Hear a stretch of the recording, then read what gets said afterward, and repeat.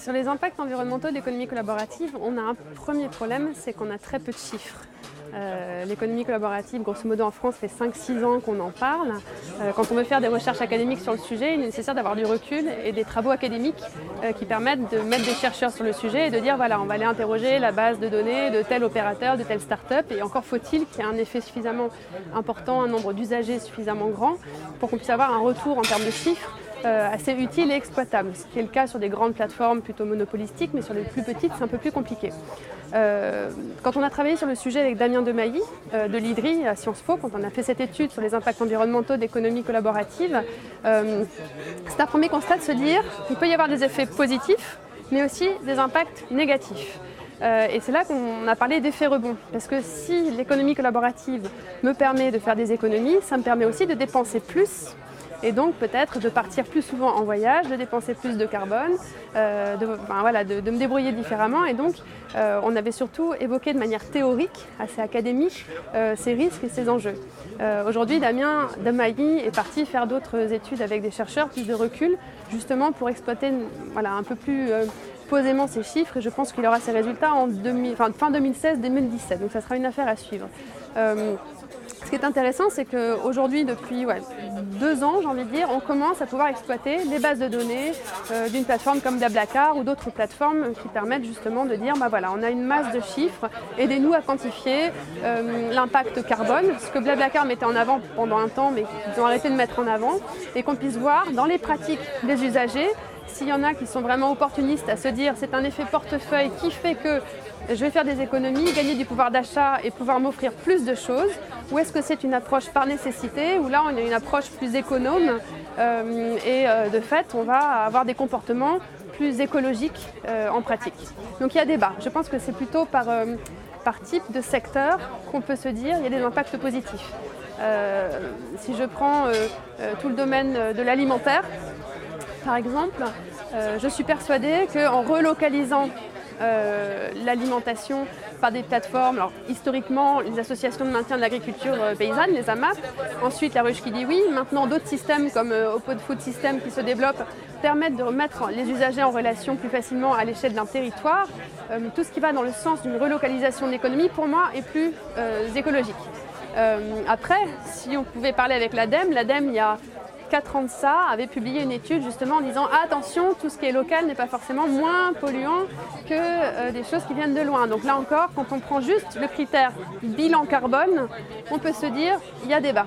Mais est-ce qu'on doit prendre uniquement le bilan carbone ou est-ce qu'on doit prendre une approche plus large qui prend en compte des impacts sur la biodiversité, le tissu économique local, la création d'emplois? Ça, ce sont des questions. Quand on étudier les impacts environnementaux d'économie collaborative, c'est un prisme d'analyse qui doit être volontairement très large pour justement voir au niveau de l'impact social, économique, humain et écologique, en tout cas environnemental.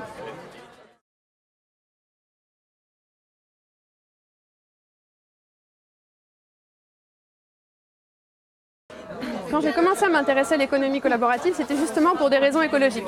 J'y suis venue parce que convaincue du besoin de changer de modèle, je me suis dit que l'économie collaborative permet d'économiser un discours moralisateur sur l'état de la planète, sur le besoin d'agir, et nous donner des arguments et des outils faciles d'accès pour agir de manière facile, c'est à portée de main de tout le monde, et en plus c'est intéressant pour le portefeuille. Ça répondait aussi à un critère de besoin d'authenticité, de lien social dans un monde en crise qui a un peu perdu ses repères. Pour moi, c'est intéressant dans toutes les démarches qui relèvent encore du partage, où il y a vraiment un sens de la communauté et du lien humain. Donc à partir de là, il y a toujours cet exemple autour de l'alimentation qu'on peut citer et reciter. Il y a quand même historiquement dans les pratiques qui sont les plus pratiquées, notamment en France, c'est celle d'achat et revente d'occasion. C'est un pionnier comme Le Bon Coin ou eBay, mais qui a donné plein de petits frères et sœurs et qui font qu'aujourd'hui, on peut facilement, et les jeunes le font énormément, quand ils achètent quelque chose de neuf, ils s'interrogent tout de suite sur la valeur de revente du produit. Et donc, là, on peut se dire, il y a quand même un rapport au produit qui évolue. Et je pense que de manière générale, en tout cas en France, on a énormément évolué sur la question du gaspillage. Alors il y a la question du gaspillage alimentaire, et là on a plein de plateformes qui permettent aujourd'hui, à des échelles en plus industrielles, de limiter le gaspillage alimentaire. On a eu des initiatives plus citoyennes comme Disco Soup, suivies par d'autres types de projets dont Zero Waste parle très bien, par exemple, pour essayer de limiter le gaspillage alimentaire. Mais c'est aussi la notion de gaspillage non alimentaire. Et donc ça, c'est surtout ce qui est mobilier, vêtements. Alors on a des acteurs comme Emmaüs, par exemple, qui sont en train de renouveler complètement leur approche à l'aune du collaboratif, en se disant on peut renouveler nos pratiques, on peut moderniser notre image et on peut voilà, promouvoir ce qu'on fait depuis très longtemps, mais de manière un peu différente. Et à côté de ça, il y a plein de plateformes qui se créent. Au-delà du Bon Coin, il y a des Repair Café où on sensibilise sur le besoin d'arrêter de surconsommer et d'aller dans voilà, l'achat de produits qui, au bout de 6 mois ou 1 an, vont devenir totalement obsolètes, etc. Donc ça interroge à la fois notre rapport à la consommation, notre rapport traditionnel. Ça interroge aussi notre rapport à la réparation. Et c'est vrai qu'il y a plein de plateformes qui sont nées récemment, comme Ou Réparer, qui remettent au goût du jour les petits réparateurs de quartier qui peuvent vraiment fournir un service plutôt que de retourner dans la grande multinationale qui va me changer le produit sans se demander ce qui s'est passé. Donc là-dessus, il y a quand même des initiatives assez intéressantes. Et le dernier exemple que j'aimerais citer, c'est celui du crowdfunding.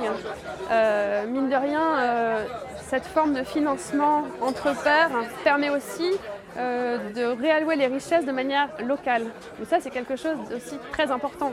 À l'heure où on critique énormément l'évasion fiscale, les Panama Papers et tous ces scandales, le fait d'avoir des plateformes qui permettent de dire « j'ai un projet, aidez-moi, si vous me soutenez, voilà ce qui va se passer », ça permet aussi de créer une richesse localement. Et ça, je pense que les gens de peut-être... Voilà. Alors, est-ce qu'il y aura un effet de lassitude? C'est peut-être possible au bout d'un moment parce qu'on ne peut pas baquer tous les projets qu'on voit passer, mais en tout cas ça permet aussi de remettre du sens dans l'économie et je pense que c'est quelque chose que les pouvoirs publics pourraient encourager plus largement.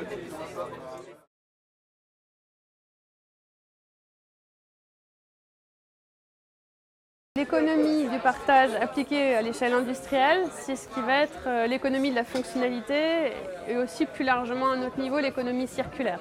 Alors la fonctionnalité, ça va être Bolloré qui crée des blue cars et qui va mettre ça en Autolib ou en blue car autre part et qui du coup propose un service et donc qui s'adapte à l'évolution des usages, etc. Ça va être les constructeurs automobiles qui malheureusement s'y sont pris très très tard, hein, ça date de 2012, donc c'est quand même relativement tard, qui se sont dit peut-être que nos voitures, il faut qu'on les conçoive différemment. Non pas pour une personne qui va la garder 10 ans, mais peut-être pour 1000 usagers qui vont se la partager et qui du coup vont avoir un autre rapport à la voiture et à l'automobile et au déplacement. Donc je pense qu'il y a une prise de conscience, qu'il y a une rencontre qui a été faite entre des startups très très innovantes dans le secteur et des grands groupes qui au départ se sont dit « oulala, si je m'y mets pas, mais je vais à ma perte ». Aujourd'hui, il y en a de plus en plus. Alors, les petites startups qui se disent je ne peux pas perdurer tout seul parce que c'est finalement plus compliqué que prévu, il fallait qu'on lève des fonds pour marketer notre offre et ça n'a pas forcément été possible. Donc ils se rapprochent des grands groupes et ils travaillent ensemble. Ce qui est intéressant, c'est qu'on voit de plus en plus de grands groupes comme Leroy Merlin ou Air Liquide ou autres qui créent des Fab Labs, qui se disent voilà, des espaces d'innovation où on peut apprendre de ces nouvelles pratiques, innover différemment aussi au sein de l'entreprise, faire appel à l'intelligence collective et pas rester dans des process très rigides qui nous permettront d'aller vers plus de durabilité, aussi bien de l'offre mais aussi que de la façon de fonctionner dans l'entreprise. Donc voilà. Après, sur l'économie plus circulaire, malheureusement, à titre personnel, je trouve que ça va encore un petit peu trop lentement. Je pense que sur l'obsolescence programmée, il y a peut-être une observation des usages. Certaines marques comme Decathlon encouragent, ou Patagonia encouragent la réparation des produits, organisent des marchés de seconde main. Donc ils se réapproprient ces logiques-là en interne. Je sais que le BHV a fait ça aussi pendant un temps, où ils offraient des bons d'achat à ceux qui ramenaient leurs vêtements. Donc voilà, c'est une façon aussi de se rapproprier ces logiques, de dire on va être un peu plus responsable. Mais voilà, je pense que les pratiques doivent encore évoluer. Sur le circulaire, ce qui est intéressant, c'est que on peut développer à terme des logiques industrielles, mais qui vont dépasser largement la simple logique collaborative. Pour moi, ça va encore à une autre échelle.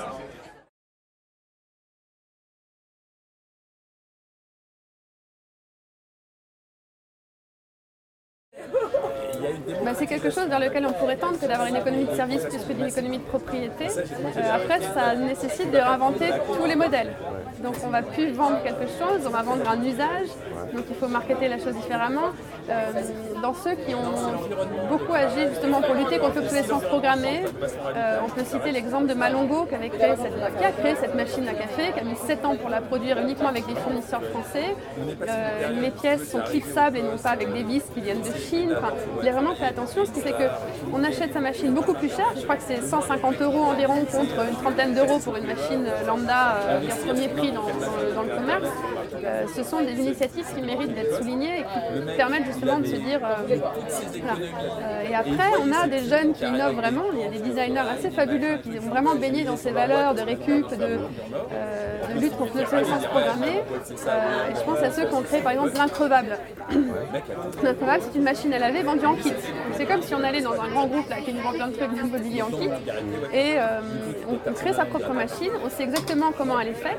Pour assurer sa stabilité, on verse de l'eau dans le bassin qui est en dessous. Bien sûr, comme ça, après la première utilisation, elle reste assez stable.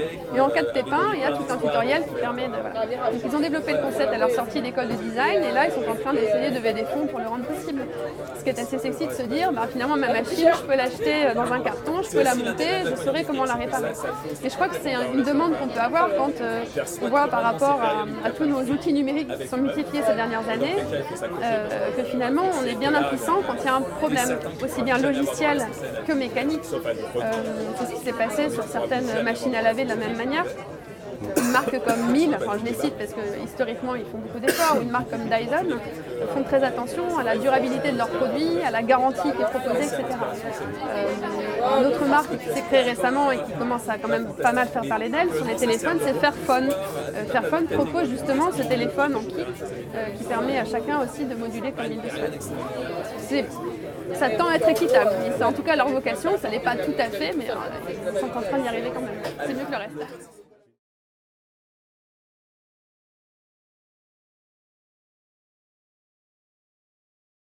Je sais que l'ADEME, donc l'Agence de l'environnement et de la maîtrise de l'énergie, travaille sur ces questions d'impact depuis longtemps. Donc, il y a déjà 4-5 ans, ils avaient fait leur première étude sur l'économie collaborative en prenant en compte, je crois qu'il y avait 6 ou 7 services d'économie collaborative.